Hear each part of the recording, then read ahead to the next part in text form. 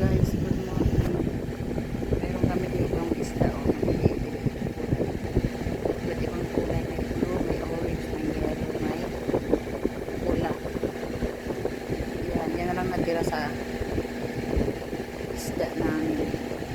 Marami yan pinili. Yan. Dala din akong tekpal, no? Ayun, no? Ayan, dito.